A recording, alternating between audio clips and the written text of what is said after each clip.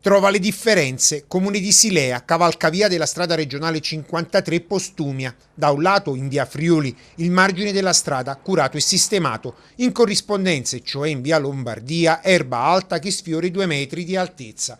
La denuncia è dei residenti che da mesi hanno chiesto l'intervento di Veneto Strade, la società competente che si occupa anche della manutenzione del verde. Non si riesce a capire perché da questa parte è tutto bello sfalciato, mentre dall'altra parte, dove siamo noi residenti, via Lombardia, l'erba cresce a dismisura. Vengono solo una volta l'anno a tagliare. Nonostante le mail inviate a Veneto Strade, c'è stato fino ad oggi un solo intervento, ma che non ha risolto granché il problema.